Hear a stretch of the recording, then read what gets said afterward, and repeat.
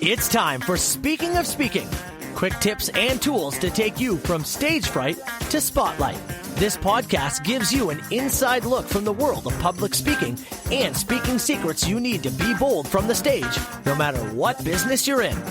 The host of Speaking, Carl Richards. Thank you, Matt. And yes, welcome to another edition of Speaking of Speaking. One of the things that we talked about very early on in this podcast, and it's come up a couple of times since then too, but it's been a while since we've really taken a deep dive into this, is the power of story. If it wasn't for stories, a lot of speakers would not be on stage or any virtual stage, even for that matter, because stories are very powerful. And our guest today is an expert. That's actually part of what he does. And we're going to take a deep dive into that with him. And our guest today is Tom Jackobs. Tom has been an entrepreneur for over 30 years. He's definitely had more failures than successes, but wouldn't have it any other way. Spoken like a true entrepreneur. He sold his fitness business, which he owned for 9 years, to become the impact pilot, helping entrepreneurs generate more income through better sales, strategy, and using stories to sell. And that's why I'm so glad that Tom is joining us today as we welcome Tom to Speaking of Speaking. Welcome, Tom. Thanks for having me. Good to be here, Carl. It's nice to talk to an entrepreneur that, how was it worded again, has had more failures than successes, because I think that people look at the entrepreneurial journey and they say, oh, it's so easy. You're an overnight success. And I think an overnight success is at least 9 years, or is it longer than that? And I think it's 10 years in the making, right? Takes 10 years to be an overnight success. I think that's. Oh, is it that? Okay. It's funny because when I worked in broadcasting, one of the artists that would come into our radio station from time to time, a Canadian country singer, and a lot of people would say, oh, you're so successful. It's been easy for you. He's like, yeah, I'm a 20-year overnight success. It took that long. So 10 minimum, but if it's 20, don't let that bother you. But your journey has certainly been an interesting one. Tell us a little bit about your journey and how you got to where you are today. Yeah. So, 30 years in being an entrepreneur. So it actually started in high school, and I was a mobile DJ and a string quartet. And I always tell this story because I find it very funny now that I knew what direct response marketing was before I knew what direct response marketing was. So this is what I would do. On Sundays, I would go through the Sunday paper. That's when they actually had paper. An actual physical paper. Yep. Right, exactly. And I would go and look at the engagement announcements, and I would write down all the brides' names. And then I would go to the white pages, so the phone book. Right. And look up the brides because they had the address and the phone number in. So let me get this right. You're using a newspaper and a telephone book. And if I recall correctly, the telephone book would have been, what, about the size of a pulpit Bible, if I'm not mistaken? Yeah, probably. Okay. All right. Yep. Carry on. Well, because you had the white pages part of it and the yellow pages part. And I lived in Cedar Rapids, Iowa. So there were 100,000 people in his book. So I would look up the address. I had a typed out letter that I would then send to the bride-to-be and offering my DJ services and or the string quartet. It was great fun.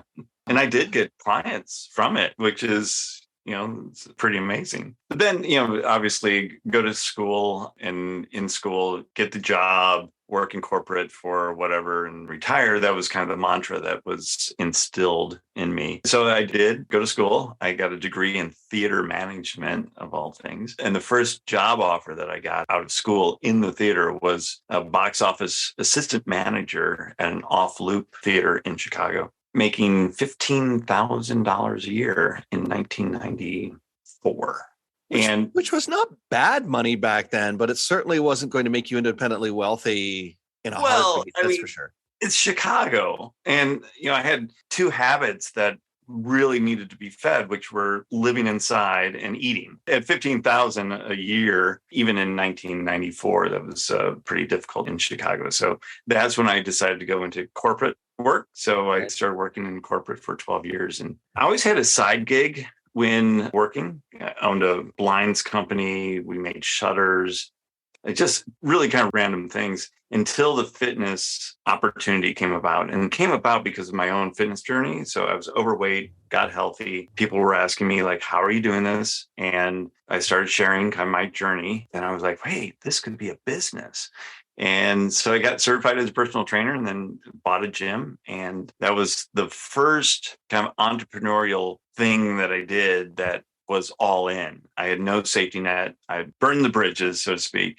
So I quit my, 6-figure corporate job, dumped out my 401k and bought this existing facility and expanded it quite quickly. And that started kind of the whole all in of the entrepreneurial journey. Which is a very brave step to take at the best of times, but dumping everything into it. I mean, I've watched in Canada, we have Dragon's Den, which is the equivalent of Shark Tank. And I know that they appreciate when entrepreneurs who are coming in to do their pitch, they're all in because they know they have that hunger, that spark, that dedication to, and that they're going to work at it as opposed to, it's a part-time gig while I'm trying to figure out, everything. So the fact that you did that, and I'm going to get some naysayers in the background going, are you crazy? Ditching your corporate gig to do that. But this is how the journey began. And I'm assuming too, that this is all part of the story that you tell people. Absolutely. Because when I jumped all in, even though I had been managing millions of dollars of corporate money, managing freight and negotiating contracts, I had no earthly idea how to run a small business. It's completely different because you're doing everything. You're the janitor, you're the accountant, you're the CEO, you're the trainer on the floor, the front desk and all that. And within 6 months, I was just about broke. So I went through my entire 401k and just wasn't getting it. And at that point, I finally got some help and, I got a business coach that kind of guided me and helped me along. And we identified that sales was really my weak point. And I was like, if people want it, they can just come in and buy it. Like that was my sales tactic. And finally, just going through and learning and being a student of sales, because finally it dawned on me that that's the only thing that makes business work is when somebody buys something. And it takes, a good salesperson to be able to sell at a high level.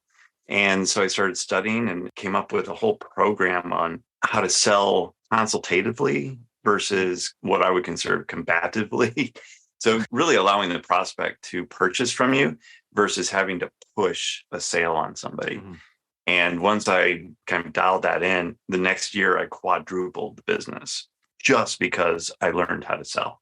And having come from the broadcast world, I learned fairly early on that everything is sales. I hated hearing that because I'm in the artistic space. I want to be an on-air DJ. Like you, I did some mobile DJ work as well. Also had a side gig. Radio people don't make a ton of money. Also did, working in radio, did mobile DJ work then, but didn't realize the power of sales. And there's a standing joke that the best salesperson is a married person because they've convinced someone to live their whole life with them, right? So if you've convinced someone to live your whole life with you, you can do sales. Since being in the entrepreneurial space, now full-time, I started part-time doing speaker training, which is where this podcast came from, but now full-time doing an extension of that is now podcasting and running an agency and helping people in the virtual space. But understanding that people get hung up with that word sales and they say, I hate sales, right?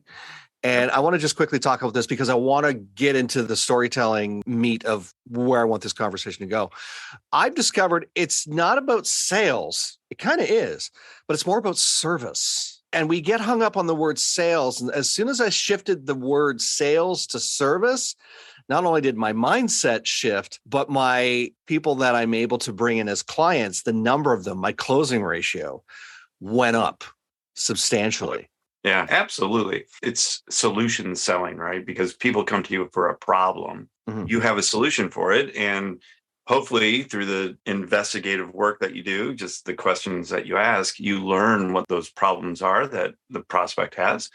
And if your solution is a good fit, then great. If not, refer them on to somebody else. Yeah, exactly. In the service industry, kind of like where I come out of fitness and wellness and all that, so many of the practitioners are really great practitioners and are introverted and are very caring people. And so that whole aspect of selling gets really tied up with like a lot of just junk in the head versus I want to help somebody and I need to service somebody at the highest level. How can I do that today? And if it means them buying your $5,000, $10,000, $20,000 program, then that's what it is. Let's talk about that then, because I think that this is going to get right into the power or the importance of storytelling, because storytelling, in my experience, and I'm really glad that we're having this conversation today, because it's always good to reinforce it with somebody that's, walking the walk, talking the talk.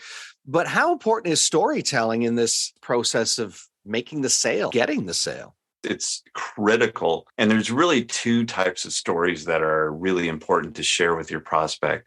So the first is your own personal story. And it's not like being very, it's all about me. But this is why I'm capable of helping you, because I've gone through something similar, or I've had a family member go through something similar, but it's some way tying to that prospect and getting them to know, like, and trust you at a deeper level. So that's the first story that you need to really master. And then the second story are testimonial stories. So stories of clients that you've helped and have transformed from where they were, basically where that prospect is sitting, to where that prospect wants to be. That's why it's so important in sales, because nobody can argue with a story, but people can argue with the facts and figures that you tell them. But a story, they can't really argue with you. It's the story. Mm-hmm. So that's why stories make that neuro connection in the brain as well between the storyteller and the story receiver. There was a study at Princeton that was done, and they showed on a functional MRI that the same parts of the brain were lighting up from the storyteller to the story receiver. And so there's just this whole neuro connection as well, that, stories, look at two speakers, one's telling a really engaging story and the other one is going through a chart on PowerPoint. Which audience is falling asleep? Death by PowerPoint. But the story, people are just leaning forward and they're wanting to learn more. Not only that, but Tom, people love stories. There's a reason why franchises, Star Wars, Lucas, there's a reason why. It's not because of the plans for the Death Star or the, science and nature part of Tatooine, or it's about the story. Yeah, okay, all of those things give scenery. And again, I'm really watering this down a little bit, but if it wasn't for the storyline, if it wasn't for, and that continuous storyline or the evolution of it, it's been around for, I remember seeing it as a kid. So it's been at least 45 years, and the story is still alive. The story is still alive. So that's the power of story, as opposed to, as you say, the PowerPoint that puts people to sleep and isn't engaging, or you really have to work really hard to engage when you're doing a scientific or some type of, deeply documented, sharing that information on a stage with graphs and charts and whatever. If you're not engaging in your presentation, and I'm saying this because I know in the financial, I don't know about real estate, but certainly in the financial world, there are a lot of companies that rely on, recruiting and open houses and those kinds of things. And there are presentations that are put together, speaking of death by PowerPoint, that are put together and expected to talk to the slides. No, don't talk to the slides. Show that information, as boring as cold dishwater as it is. And I say that respectfully because I know it's important and relevant information. But tell the story that goes along with it. And I know I'm preaching to the wrong guy, but I do want your take on that, because there are companies that need to hear this. Oh, absolutely. And, numbers do tell stories. So there's always a story somewhere in there that you can relate to people. And you touched on the Star Wars franchise, and Lucas uses the same formula of every good Hollywood movie out there, and that's the hero's journey. And if you can master the hero's journey, which is super simple to do, and even in like CPA land, where you're going through, facts and figures, you can still weave a story in there. And I have helped accountants, come up with stories that inspire their prospects to take action and actually buy their services. Are there any, in your experience, have you noticed anything or any type of story that some entrepreneurs will tell that they shouldn't? So, for example, like telling other people's stories, like through history or something like that. And what's the challenge in that? How does that water down their content? I think telling somebody else's story is almost a cop-out. if you will. And that's my humble opinion, because we all have our own individual stories that we can share. We have hundreds of them in our memory banks if we care to take them out. In the world of selling as well, we sell to people. It's people buying from people. And it comes back to that relationship that you try to establish with your prospect, that they get to know, like, and trust you.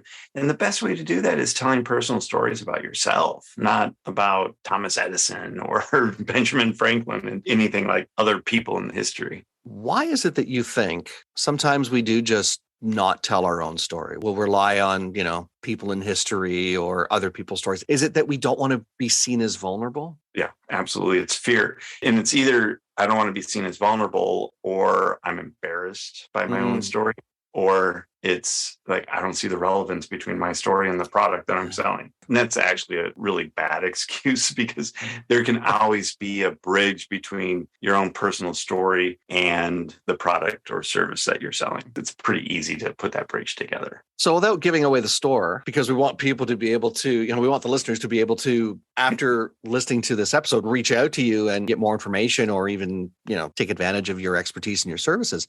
What are some simple things that people can do to move into that place where they're focusing on highly impactful stories that's moving the listener to action as opposed to, inaction? Boring them to death. Yeah, boring them to death. That's maybe a better Right. choice of words. Yeah. So the first thing, and actually it's the gift that I want to give your audience as well, is the storybook. And in there is an exercise on pulling stories out from your life. And so that's always the first thing that I have clients do, is just make a list of events in their life that it could be a story.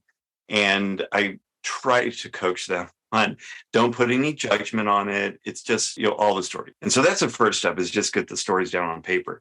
The second step is probably the most important part of that, is then going through and feeling yourself in that story, like taking yourself back to that time when it was actually happening, each one of those stories. And what I ask them to do is, identify 2 or 3 of those stories where they actually had a visceral reaction to it. Their heart rate started to increase, their breath was starting to increase as well. And those are the stories to really dive into, because they have an emotional reaction in yourself. And if you can harvest that, then you can relay that onto your audience as well. And it is super, super powerful. I love that. And thank you so much for sharing that with the audience today. We'll certainly make sure those links from the show notes for people. Tom, it's great chatting with you today. Tom Jackobs has been my guest today. We've touched on so many points. We talked about your entrepreneurial journey. If you're an entrepreneur and you're in the trenches and you're going, oh, how much longer? It's okay. Tom says 10 years. I said 20.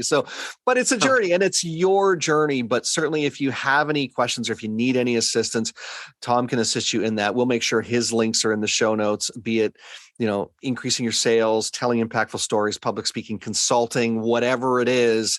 Tom's your guy. Tom can certainly help you with that. And I'm going to give you the final thought before I turn you loose onto the world to help a bunch of people out. When it comes to storytelling and telling your own personal story, it is so, so very important that you're able to share a piece of yourself with your prospect, because that is what connects people together. And the power of story and just being able to relate to other people in different cultures or lifestyles or whatever it happens to be is so, so very important. So I encourage everybody to find their story and to share that story. Powerful place to end it, Tom. Thanks so much for bringing that powerful end to our conversation today. Thank you very much. And remember, get out there and own the platform. Thanks for listening to the Speaking of Speaking podcast. Fired up about something you heard today? Want to learn more? Be sure to visit carlspeaks.ca.